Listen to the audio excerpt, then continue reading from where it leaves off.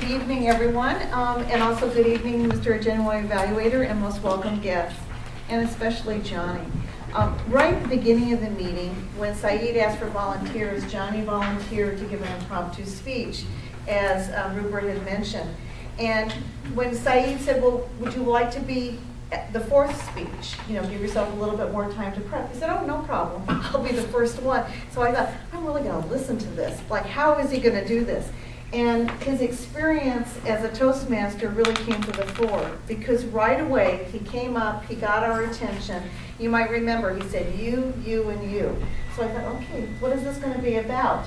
And he proceeded to share an event that was in all of our experience. He referenced what Linda had said last week about turning a situation that perhaps we're not very grateful for or thankful for, and turning it around and using it in a more positive way.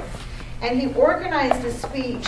He embedded the purpose of his speech through what he did. So in addition to getting our attention, he told a personal story of something that had happened to him at a restaurant, and that he had had a great opportunity volunteering, and they had all gone out to a restaurant to celebrate, but then when the bill came, it felt like a different story. And he also made his points really clear. He told us there were going to be 3 points, and so our ears perked up, and we followed about how he turned this experience so that this was a more thankful opportunity. One thing that he said is that it had wonderful food. It was an appetizer. Instead of arguing about the bill, he realizes he needs to concentrate on communicating. And he made the analogy that we're all Toastmasters. So instead of arguing, when we want to persuade, how are we going to communicate with everyone so people are drawn to our point of view and agree with us? You also use, Johnny, a variety of ways to really help us follow along with you. Your pacing, the tone of your voice was just lovely. I mean, I felt like I just kind of wanted to go along with the ride. So in addition to the personal story, I was really drawn in. You have a lovely touch of humor. So when you said the bill came and they had inaccurately totaled it, you said, how can this injustice, happen to a Toastmaster, no less? And so again, we all went along with the ride. Your gestures really worked to your advantage. When you did the you at the beginning, you got our attention, but you also, as you expanded your points, you kind of opened your hands.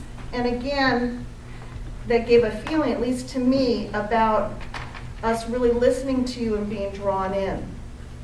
Because this was such an impromptu speech, one of the aspects of this particular presentation and this particular manual is that you need to allow 2 to 3 minutes for questions. So only a suggestion for the future, always easy to think after the fact, is you might have turned to the audience, think of a time when you felt less than thankful. How would you turn it around?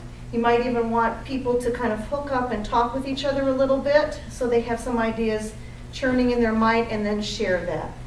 But that's really a very small suggestion in a very effective speech. Thank you.